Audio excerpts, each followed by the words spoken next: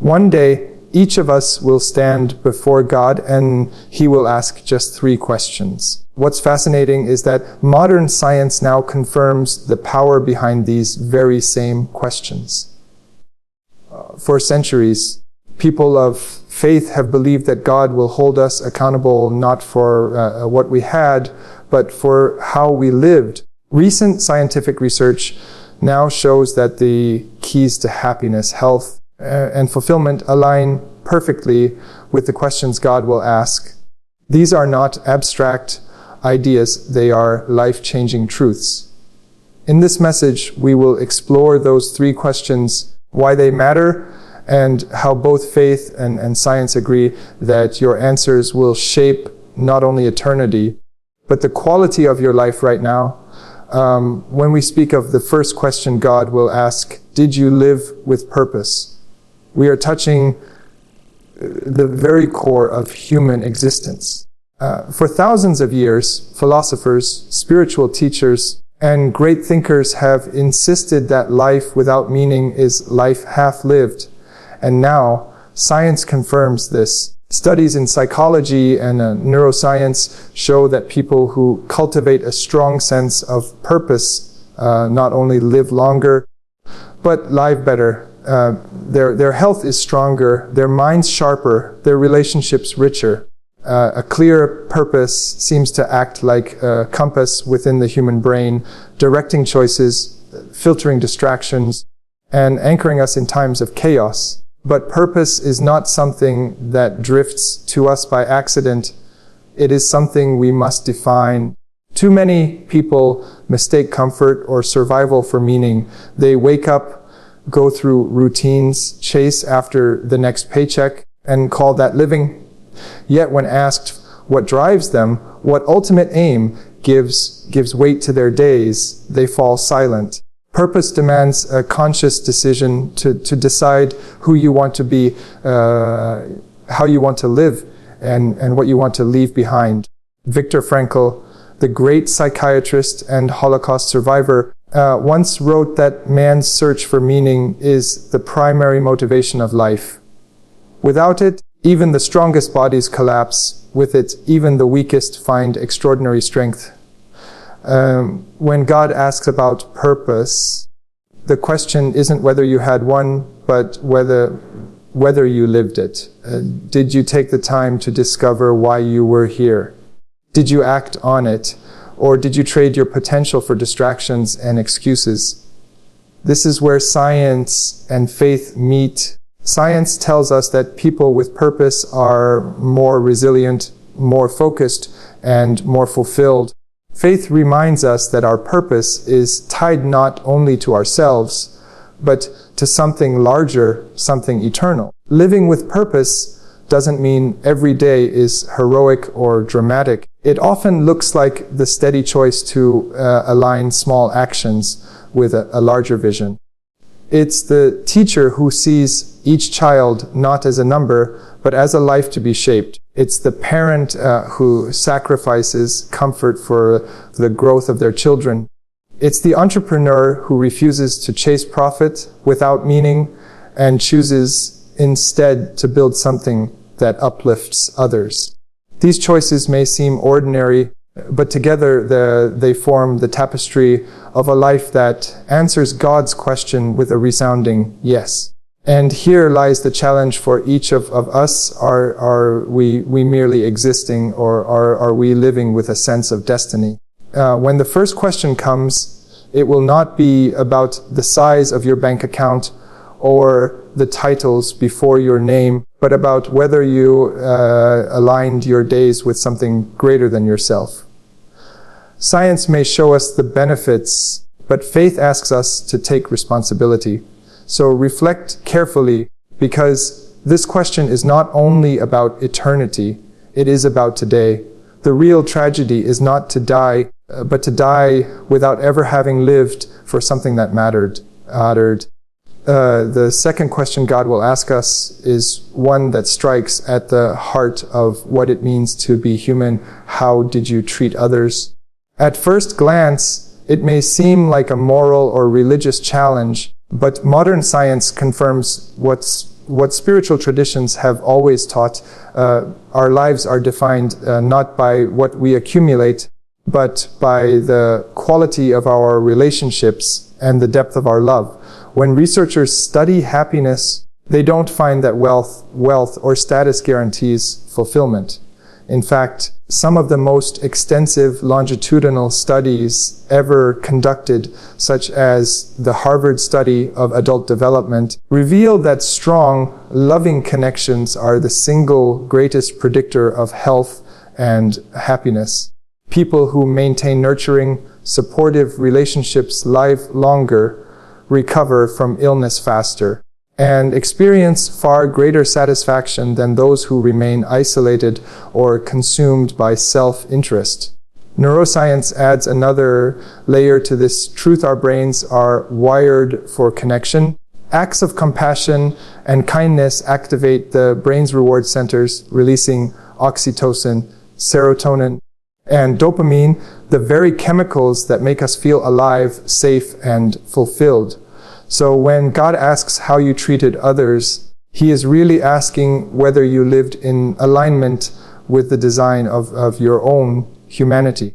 Did you use your words to uplift or to wound? Did you extend compassion when it was inconvenient or only when it benefited you?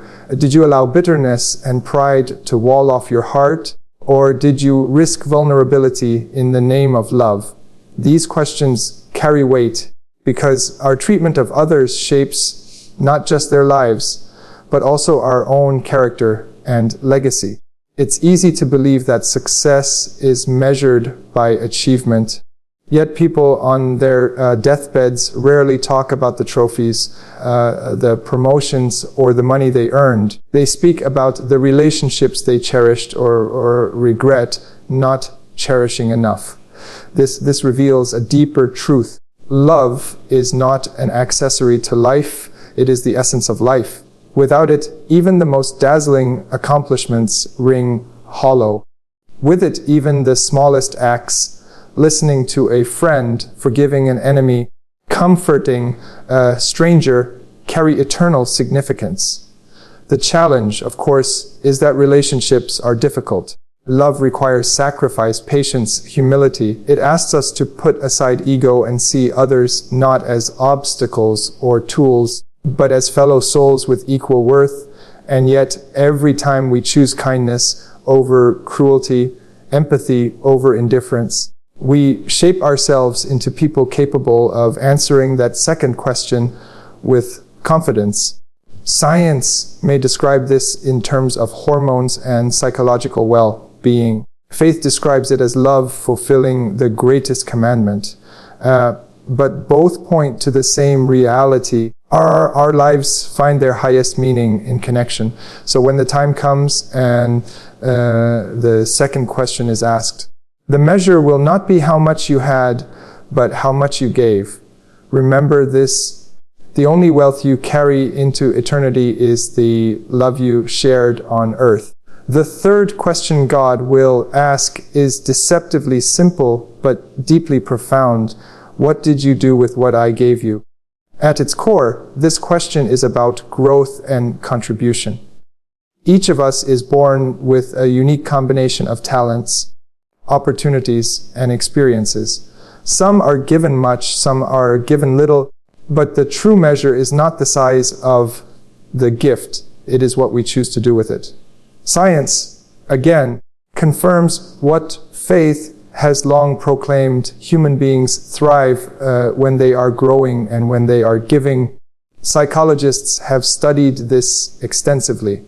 Growth, the process of stretching ourselves, learning new skills, and moving beyond comfort zones, is directly linked to higher levels of satisfaction and resilience. People who commit to lifelong learning and improvement consistently report greater well-being, regardless of age or background. On the other side, contribution, the act of using our gifts to serve others, is one of the most powerful drivers of fulfillment. Studies show that people who give their time, their energy, or their knowledge experience deeper happiness and then even physical health benefits. Giving doesn't diminish us, it multiplies us. It turns life into something larger than ourselves. But here is where the question takes on weight. Did we invest our gifts or did we bury them? Many people allow fear, doubt, or complacency to hold them back. They can convince themselves that their contribution is too small to matter, or that someone else is better suited to the task. Yet history shows us that the world is transformed not by those who hoarded their talents, but by those who risked using them even imperfectly. A song unsung, a book unwritten, a kindness withheld. These are not neutral omissions. They are missed opportunities that could have shaped lives. God's question reminds us that our potential is not for us alone. Our skills, our ideas, even our struggles are meant to ripple outward. Growth without contribution becomes self-indulgence. Contribution without growth eventually runs dry. But when the two come together, when we dedicate ourselves to becoming more and then use that growth to serve, the result is a life of true impact. This also aligns with what philosophers have long argued. Aristotle spoke of eudaimonia, the flourishing life, which arises when one cultivates virtue and fulfills one's unique potential. Modern thinkers echo the same principle. Fulfillment is found in stretching beyond ourselves and leaving behind something that outlives us. To refuse growth is to deny the gift of life. To withhold contribution is to deny others the blessing of what we were capable of giving. So when the third question is asked, it will not be about whether you were the most talented, the most successful, or the most recognized. It will be about whether you used what you had, however great or small, for the good of others and the glory of something greater than yourself. The haunting truth is that wasted potential is a silent tragedy, but the hopeful truth is that it's never too late to begin. Remember this, what you do with what you've been given is the truest reflection of who you are. The final question God will ask strikes at the deepest layer of our humanity. Did you live true to your faith and your values? In many ways, this is the thread that ties all the other questions together. Purpose, love, and contribution all rest on the foundation of integrity, whether or not we aligned our lives with what we knew to be true. Modern science, interestingly, echoes this same principle. Research in psychology shows that people who live with congruence between their values and their actions report greater peace of mind, lower stress levels, and higher resilience in the face of adversity. Living a divided life, on the other hand, creates inner conflict, anxiety, and even physical illness. Our bodies and minds were not designed to thrive in hypocrisy. They were designed for alignment. Faith, in this context, is not only about religious belief. It is about trust in something greater than ourselves, a higher order that gives shape to our existence. It asks whether we chose to live with integrity when it was difficult, whether we stood for what was right when it was unpopular, and whether we remained anchored when the storms of life tried to sweep us away. Science may explain this in terms of coherence and psychological stability, but faith frames it as obedience and trust. Together, they point to the same truth: we cannot flourish without a moral center. Every day presents us with choices that test our alignment. Do we take the easy path of convenience or the harder road of conviction? Do we remain silent when we see injustice, or do we speak even when our voice trembles? Do we compromise our values for a short-term gain, or do we hold firm, trusting that integrity builds a foundation that will last? These questions are not abstract. They show up in the workplace, in families, in friendships, and in the quiet moments when no one is watching but ourselves and God. And here is the sobering part. Living out of alignment may bring temporary success, but it erodes the soul. We can achieve, accumulate, and even impress the world, yet if deep down we know we betrayed our values, that success will taste bitter. Conversely, when we live with integrity, even our struggles carry dignity. Even our failures teach. Even our sacrifices matter. Faith and science converge here to tell us that authenticity is the only path to peace. So when God asks whether you lived true to your faith and values, He is not asking for perfection. He is asking for honesty. Did you strive, however imperfectly, to walk in truth? Did you honor what you knew to be right, even when no one else did? Did you live a life that your own conscience could respect? At the end, this is the question that gives meaning to all the others, because without integrity, purpose becomes self-deception, love becomes manipulation, and contribution becomes performance. But with integrity, each of these takes root and flourishes. Never forget this.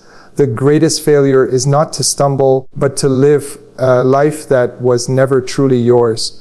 And so when all is said and done, the questions God will ask us are not meant to intimidate, but to illuminate. They are the same questions that science, philosophy, and even our own hearts point us toward. Did you live with purpose?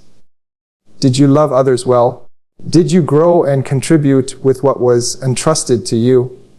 And did you remain true to your faith and your values? These are not abstract concepts reserved for some distant eternity. They are the framework for living fully today. Every decision, every interaction, every act of courage or compromise is shaping the answer we will one day give. The beauty is that it's never too late to align ourselves with these truths. We don't need to wait for tomorrow or for some perfect moment.